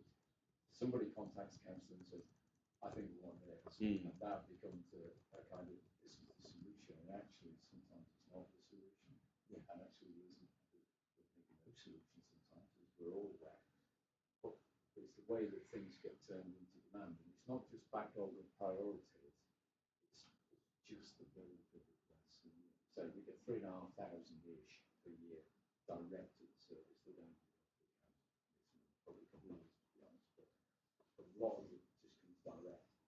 Getting to them and actually servicing them means that there's an awful lot of frustration built up in there. Some of that is your frustration, some of it is frustration of residents. You contact us several times and then write to the thing saying, I've written to the council 4 times about speeding on my street, nothing's happened.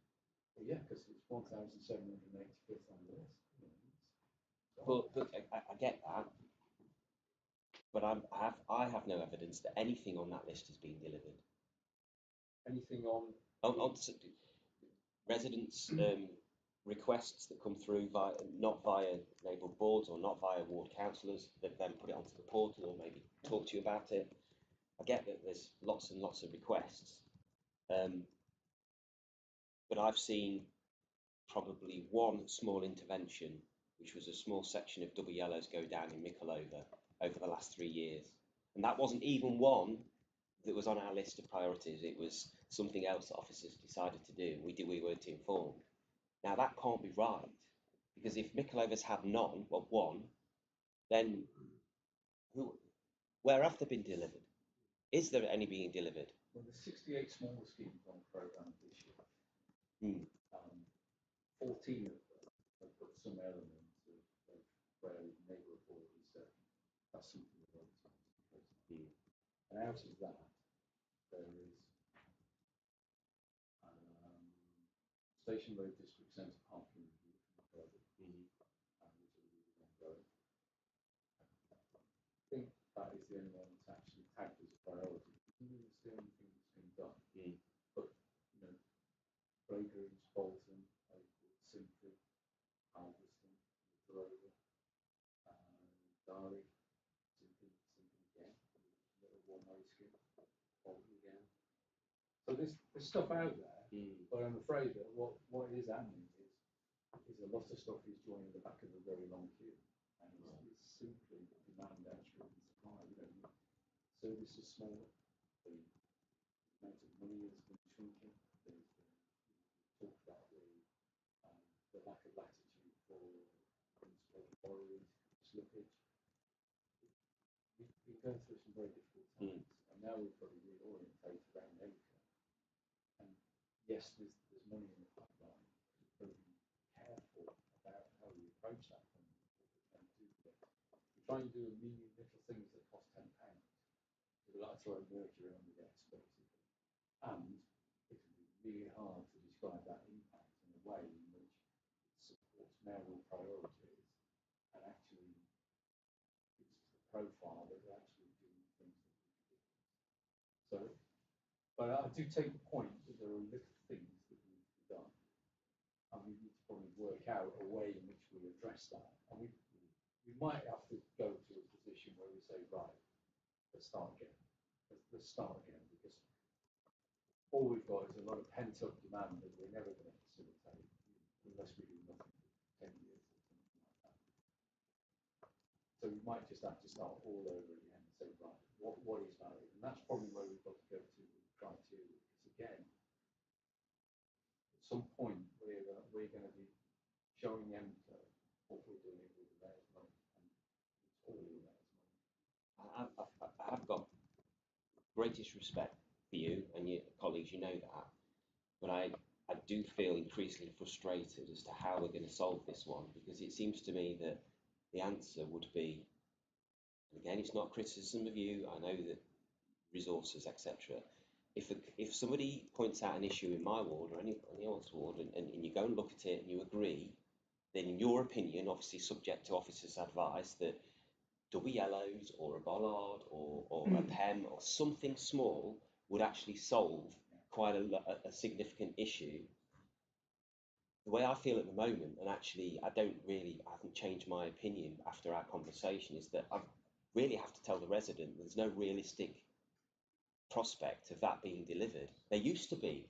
We used to say it may take a few years, but we have a list and we'll put on the list and we'll discuss it with officers, and then hopefully as we work through that list we can get 3 or 4 things done per year, and then maybe 2 years time we'll try and work on what's most important, and it will get done. And it worked. Yeah. We did get things done and we saw things being delivered. That stopped. And there does not seem now to be a mechanism to start that again. And if that is the answer to residents, to say, don't shoot the messenger, but there's no point in actually putting this forward as a small intervention scheme, because there's a high likelihood that it won't be delivered, because it's going to join a list of 3,000 schemes which the officers would take 20 years to deliver. What is the point? So it's quite depressing, but how can we help you unblock that and make it happen again? Do you want it to happen again? Be honest, if officers don't feel that these small interventions via neighbourhood boards and councillors are what they want to deliver, you need to be honest and tell us and say that isn't the way we're working anymore. It's more strategic, and it will be decided at the centre what's good for the wards, and you tell us. I think what we're trying to suggest is that we do need to come up with a way of dealing with the small interventions. But we need to probably start again with it, because of the stuff that, I mean, if we opened up and listed out all the stuff that we feel like we've got on the books, potentially on the books, there's thousands of them. And some of them have got limited ability, some of them have got very high ability. The problem at the moment is that it's just a list. And you'll have more intelligence about what important than probably we are. It's just a list, and the visibility of it is frankly beyond our capability. So I think we start again and we kind of like almost look at what's been coming to you in the last 2-3 years. Yeah. And we start to have a look at those and we reprioritise those, and we look at the criteria for them as well. And to be fair to all the councils, you know what the criteria is about what's deliverable. So you can have that conversation at the front line where somebody says, I want this, and you go, well, actually, that's not going to work because it doesn't do this or it doesn't do that. We've got to hit these buttons. You need to know that with some clarity. That would help us massively, I have to say, in terms of controlling demand. Quite often in the council talk about having a capacity problem, actually, but we have a lot of demand problem. And some things are small interventions, but actually need quite a bit of investigation to find out if they can actually be done. Some things are just simple. Bollards. You need a DRO. Fine. So I think doing that and coming up with a way of actually resetting so you can get some small things done, make a difference to people. And let's be honest, they help you as councillors to demonstrate that you can do things. And then beyond that is this kind of like 3-year program that actually speaks to the essence of the sense of place. What can you do? Previously, you might have been responding, for example, you've got 4 or 5 different school things. Well, what if we pull those together and make it a school program for 3 years? Now, I spoke to Irish councils, for example, about having a walking to school idea, because it's denser house, lots of schools. Why don't we look at walking to school stuff, where we can put additional crossings in or whatever talk about the speed ones and H&B ones, responding. But there are others, other concerns. Self-concerns about Nicola. You started it by saying, well, can we have a raised table? It's like, well, hang on, before we do that, let's have a look at how we change the nature of the street. So on and so forth, the various ones around the city. But I perfectly accept that there are those little tiny things that we need to do, but we need to have a way of managing them, because at the moment they are just getting thrown onto the back end of the list, and it is depressing. It crushes some of my team. they're aware that there's all that to do, and actually, you know, the capacity, capability, and funding to get at it, we're never really going to get there. Can I say, I think, you know, we're getting towards, I'd like to propose a recommendation actually to Cabinet again on this one. But I think we do have a way forward here. I think it would be very useful for, use the ward council, use the neighbourhood boards to actually investigate probably that big list that you've got for each ward that's weighing down. Because sometimes you have so much to do, you don't do any of it. It's just unmanageable. I get that in all walks of life. So it would definitely be worth tasking the neighbourhood boards as officers to say, look, think about your current priorities over the last few years, your list that you have. Have a look at that list.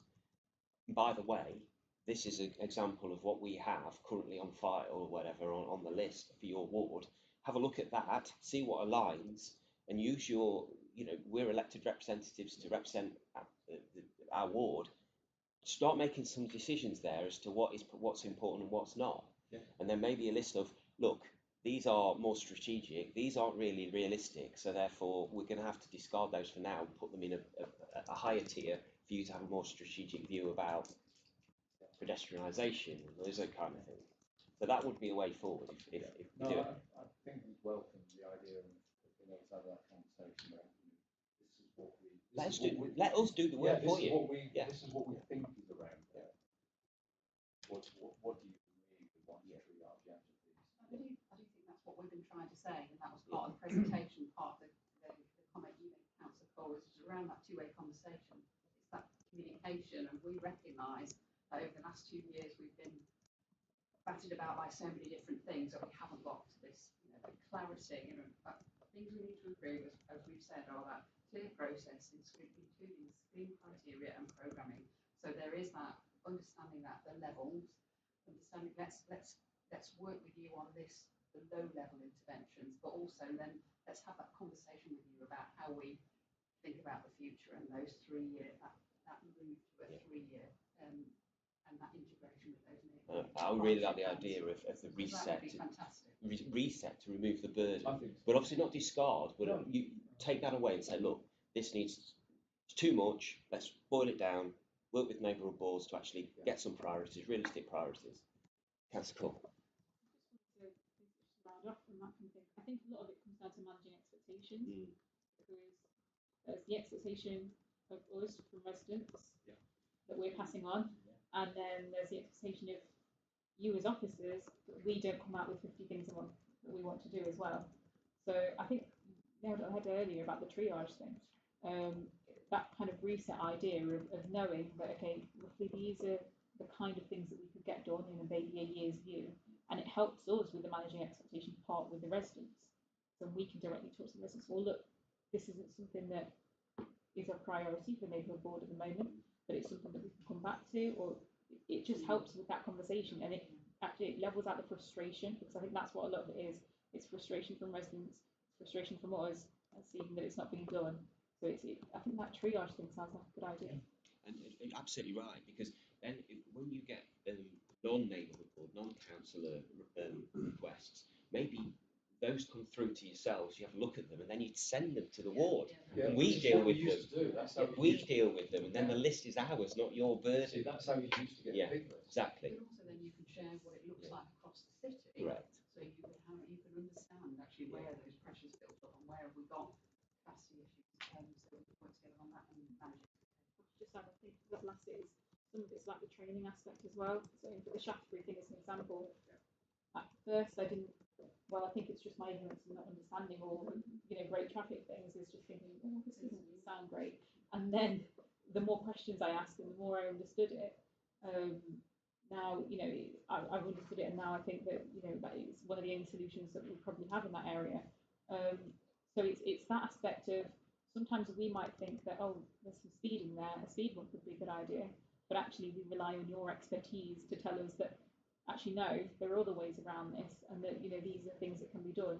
So sometimes our requests might not be as realistic, or might not be the perfect solutions, because we don't have that knowledge or expertise. We're relying on you to give us that as well. And I think that's one of the other things that's really helpful is what you call That's it. Yeah, that's true. Sometimes, Yeah, that's true. sometimes there's an impasse on these things that we don't get built because we get a request for a solution and either legally or technically it can't be done. So That's a fair it point. goes on a That's list. a fair point. It goes on a list of we asked for this and it didn't happen. Well, Yeah. yeah. So I think working around problems and issues. Certainly, when we look at if we triage a list and pick out things that can be grouped together, or maybe a seed of something that we haven't thought of so far, that you haven't thought of so far, that could become that place, then those sorts of things, we need to have a two-way conversation about what's livable, how you'd sequence it, what people would see, and probably again look at addressing the problems, but maybe slightly more creatively than what we do. Councillor Wilson. Yes, thank you. Yeah, I'd agree with what you said, Matt, about the experience.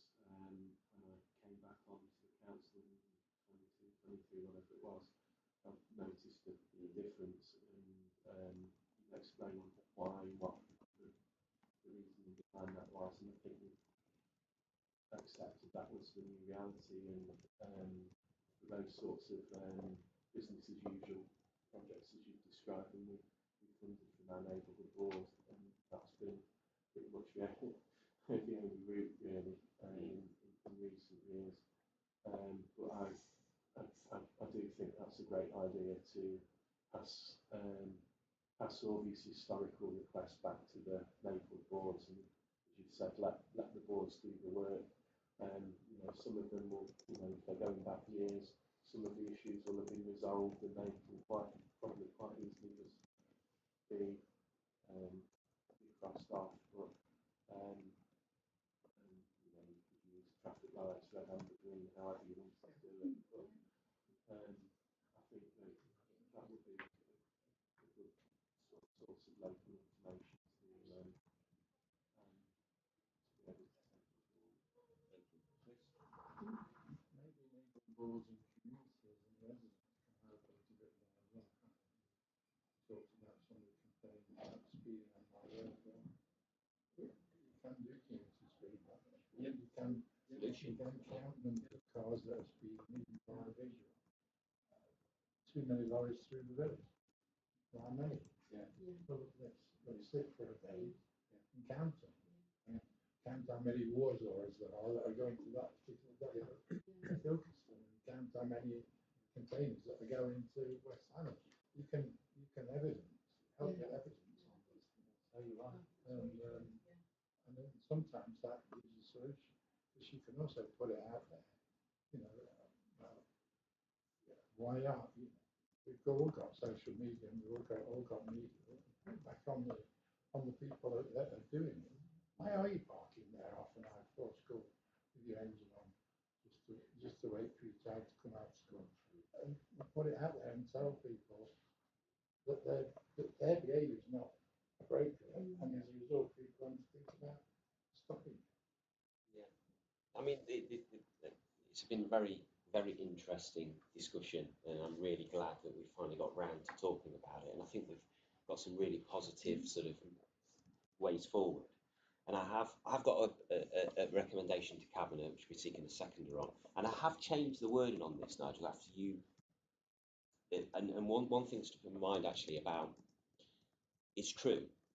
We may think that double yellows on a junction to solve line of sight issues is the right solution. However, just transport officers may say, well, actually the solution is not that, it's this, or the cause is this, so let's stop the cause. So I accept that, and that's where the interaction with transport officers for us to not be set on a particular way of doing things, we need to take that advice and say, is there another way of doing it? Yeah. So the recommendation is this, a bit clumsy, but the Cabinet agree capital funding to be allocated for small-scale intervention ward-based transport mitigations, solutions and schemes, which is very broad. Yeah. So to be considered and proposed by neighbourhood boards. These would be agreed via transport officers and with the understanding of the available budget, criteria and viability to ensure priorities can be realistically delivered within a financial year, more or less. Is that all right? Yeah, You yeah. get that? So I think it's a that's bit long-winded, but it tries to encompass what we've just talked about. It's got sufficient breadth in it to encompass Yeah. the unknowns. It doesn't talk about officers liaising with the list, trying to offload that and us filtering it. That's something which officers are going to have to take away if you can. And we can, I mean, I'm really keen to get stuck into that. Yeah. So if you want wards to do it first, our wards, just get it sorted, send it over to us, give us some guidance. We'll come back to you with feedback. We'll start to come up with a list. Then we can maybe do some what ifs, and you can say, look, you're being over enthusiastic there. These are realistic, and we can move from there. But yeah, I think that's really come to the end of that conversation and debate. I think it's good that it highlights the issues, and there's other things you can do to address that. I think you're right in thinking about training or education. We've learned something as experienced councillors, and certainly the new councillor will learn from that sort of conversation. And because you're right, it's about managing expectations, isn't it? And it's just changing, and everything's going to change the way that these things are achieved. What we focused around spending on. But in terms of evidencing what you've achieved with the money, if we can evidence that we've got a list of local priorities, and 275 of those have been dealt with in the last year, then that's evidence that you need, isn't it? Also, and give them that confidence that we know what we're doing with the money. So that clarity that this is how we decide this level. Oh, this is our criteria. This is we've got that solid governance, so that when we go back, they go, oh, Johnny, we know that they're just going to turn it around, and so we'll give them more. But it might be so that in future years we might be able to ask for a larger pot of money for neighbourhood development scheme. Yeah. For exactly this. That's what I'm trying to get at in terms of going beyond the shackles that we've had previously from the integrated block. Actually, if we can show how this is meeting certain criteria, some of which is very unknown, some of which we could make an educated guess at now, then that's where we begin to open up a bit more. It's the same principle as the Transforming Cities project. But also, I would say, and from what would really excite me is if you, dare I say it, start thinking more widely, and if you're thinking about what I'm doing in my neighbourhood, well, actually, and I appreciate all neighbourhoods are slightly different, but that neighbourhood there, let's not think about the politics of it, but that neighbourhood there, I think they've got the same sorts of issues. What can we share together, and what's scalable? What am I doing in my ward? Because we know from an MPO point of view, what are they doing in Derby? Is that scalable in Nottingham or worse off, or Chesterfield? Those are the sort of things that really excite and interest a funding partner, whether it's MPO, whether it's DFT, whatever. And if we do that on a small scale in Derby, then that's really powerful for our ongoing conversation. That would be fab. Just one other thing I mentioned when I was definitely in the word of is the integration. So, not seeing transport in its narrowest sense. So, if you've got parking there, to the park, actually part of the neighbourhood vision. But also, there's a lot of transport that takes place across parks and through parks. So, there should be a way of investing in those parks, even though they're not, if you like, in the strictest sense, public highway. Because they are really important active travel corridors. So, we need to just shift our thinking a little bit more into some of this sort of probably been a grey area in the past, but actually it's now got life in terms of showing integration and community value in a way that MCA doesn't just want to fund transport, it wants to fund investment. So how do we show that investment? It goes back to some of the questions that you asked Catherine and Tammy in terms of the market square. Okay, so how does that fit a holistic investment package, not just market square? And it's the same at the community level as well. And if we can get our narrative, and we, like Bernard said, if we can get get the confidence of Emka that we know what we're doing and we have ways of dealing with these things, that is how we'll continue to get confidence in front. I think you're right with that. Sorry, go on. No, we use the words place shaping, sustainability, because that's in the words CRSTS, and asset management, absolutely deliberately. So, how we, I would make a big plea for sustainable drainage as part of your thinking as well, but how do you really place shape and bring all those elements together, which I know you do that. I was just going to say, so an example of that might be, we've got a Friends of London Park group. One of the things they do is going around the parks and working out where there's common uses, either bikes and cars. Well, why haven't we got a path then? If everybody's going that way and making a muddy path across the park. Design lines. Final word, Councillor Russell. It's about pipelines, because from my experience with Banker, and I think I can do some on the investment committee, it is all about pipelines. So if all of us in all of our wards can start thinking in that way and thinking ahead and formulating a list of priorities that we would like to put forward to be included in future funding, and I think that will serve us all pretty well. And thinking of it in those three ways, as you described, the very big strategic projects, the sort of small business as usual schemes, and then this sort of group in the middle. Pipeline-wise, it's got to be bigger than Willicroft Road Park and the cycle and the piece of equipment on there. Yeah. It's more about, which way do people walk? Is it safe for them? Those sort of things, isn't it? And that a community safety whole city. Should areas be car free? In some, those kind of things, those big questions as to how that could be achieved. And that's down to sort of ward vision. Yeah. You can take school safe havens as that. In some areas they're kind of like, no, we only have 10. And of course, on the flip side of that is making it easier to drive through some areas as well. It's not just about restricting traffic. Sometimes it's about making it flow better, making it safer. But then obviously areas that could benefit from some small scale pedestrianisation, that kind of thing. But anyway, we digress. So you'll hear all about the flyover. Yeah, and you'll flyover. So I think yes, but that principle of making us do the work, definitely something, because we can do it. The councillors with the vision, the councillors with the expertise of their local area, and they use us, and we can work together on it. Thank you. Can I just ask for the formal? Yeah. Seconder for the recommendation, please.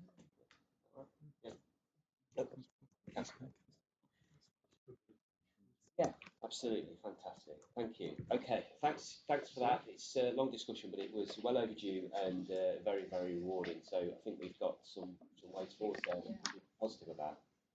There was a little bit of a slide on FPM.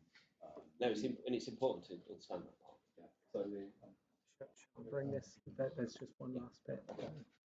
So it's just an update really over this year. Now, probably just for information as well, the service that the team that deals with street work progress planning, FPM, etc. has moved from my service. Okay. So we've been restructuring as well, or Bernard's been restructuring. We've been participating. Willingly, I have to. So it's moved to the Chinston area. So this is something. So PPOT. No, it's moved into with the highways inspectors. So this is something that we touched on previously in the scrutiny board. Actually, it's about moving some of the services close together because there was this dislocation between what was done in traffic, what was done in highways. So now it's all in highways. All right, yeah. So we've moved to that. So those are just basic numbers really. that I've extracted these from the service. This is the naughty list then. This is the naughty list, if you like, for 2020, since April 2024. As it says, 4 of those are informal disputes, others are at various stages of negotiation, payment, and closure, I should say. We, at this time of year, there's a reconciliation that goes on, which takes us into April, January, May, before we know what the value of those is. What I can tell you from the data I've seen is they're all relatively small value. And just a reminder that this is not saying that these are the only 19 works that have gone past their original scheduled permit days. These are all responding. Because if you remember, if the utility follows the correct administrative process, right, even though they're there for longer than they originally said, it doesn't count as an overstay. So these are the ones where they've not followed that process and they're into overstay and penalty territory. Well, it's a positive step forward because we did ask for this, and this may be completely unrelated, but we have a major route in Mickleover being resurfaced as part of the Highways Transport programme. And Severn Trent were digging up part of the road down the bottom end. Just prior to it starting, it was the weekend, and they'd done the work, I think, on the Friday, and there was temporary lights. And Friday night, there was still temporary lights, and the work had been completed. And I'm thinking, uh-oh, here we go, there's going to be overlap here. But they were gone in the morning. Now, that's the first time in a long time that I've seen the traffic lights disappear on a Friday evening or early on a Saturday morning. Normally, the expectation is, and the reality is, that they're there for the whole weekend, and then Monday morning we'll catch up. Now, I'm not saying that this is... Monday morning the following week. Yeah, I'm not saying that this may have maybe focused minds, but I did notice it. So it might be one of the benefits of moving everything to the same service area. Yeah. The only thing I would say about that is we have lost someone with 30 years experience and they've decided to retire. Yeah. Which happens to us all eventually. A friend. Yes, it is a loss, isn't it? Very pragmatic and knowledgeable chap. So the team is kind of it's finding its settlement in the highways team, but I do think in the long term there's some benefits to having the, from works planning to the inspection process all in one place. Well, let's take it as a win. Keep it up because we want to keep the pressure on. We'll feed back evidence from our wards where we do have issues, and obviously so you can get feedback. And no, thank you for that. That's exactly what we asked for. I have heard it suggested if you employ 6 enforcement officers, they'll all be able to pay for themselves. Yeah. Quite work out like that. I have been thrown with colleagues a few times in their team about with the cuts through budget cuts and stuff, and looking at the inspector team, trying to fund them in different ways. It doesn't quite work out. There is a self-defeating element to it. But there is some scope. One of the reasons why we were pressing on this was because we wanted the message to be out there that the Derby City Council, you have to be on your game. Obviously, you deal with whatever it is that you need to deal with, whether it be the waterworks or your power. You get the job done, and you clear up and you take those temporary traffic lights away as soon as you can. And if this focuses that process, then that's what we wanted. And we just need to keep an eye on it, really. We don't want Derby to be seen as, it doesn't really matter. Just any time early in the week to get those traffic lights back up. We want people, the supervisors, to be saying, whatever you need to be on, get those traffic lights taken off, because Derby City will be on us if we don't. That's what we want. And I think that's the benefit of having end-to-end in one service area.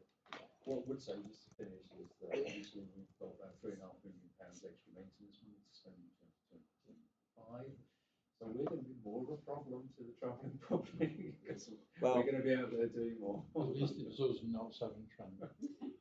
Yeah, people get frustrated, but at the end of the day, to see improvements, you can't make an omelette without cracking eggs, can you?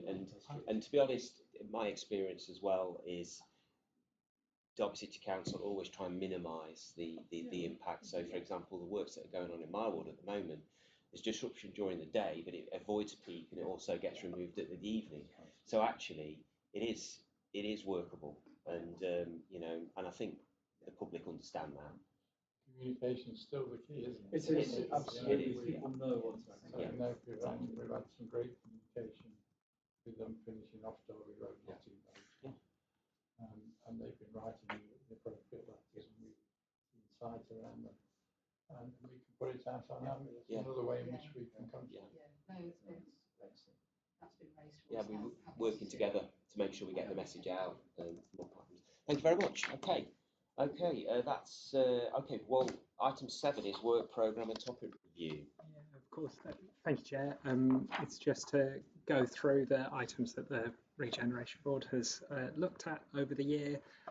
There is one outstanding question that had come up about MCA funding bids, but I think the discussion with officers was pick it up in the transport item and have it as something noted going into the new municipal year. Quite early doors if you ask anything now, they probably don't know the answer. No. Just a point on that, they're not really able to process the proposal. And they are very keen to avoid a bidding process. They do not want a bidding process. I think it sounds like a small technical pedantic point, but it's quite important in terms of And the idea of that is you just don't want to be seen to be shifting it from government and doing the same when it comes to Have we got the ability to actually propose additions at this stage, or is that something which we do after the AGM? So formal work planning takes place in the new municipal year. I'm happy to record in the minutes if there's. Well, it's something relevant. It struck me that we can pick this up. I don't know who's going to be on this particular board moving forward, but I think because the discussion with the neighbourhood partnership plans and the small scale transport interventions and that whole bit of work, I think it's something which probably would be very useful to be on the work programme. So even if it's noted that's a suggestion, because I think we need to revisit it, won't we, to see how it's working, maybe nudge it into the direction we want it to go in, and develop as well. So that I think that does need now to be on our working so programme. maybe an update, but it would have been useful to have the neighbourhood officers. Yeah. It would, because I think that would be Well, we can pick that up moving forward. That's the whole point, I think. So if we can agree to sort of have that as an addition, yeah, okay. And that's the end of the meeting. Thank you very much for your contributions.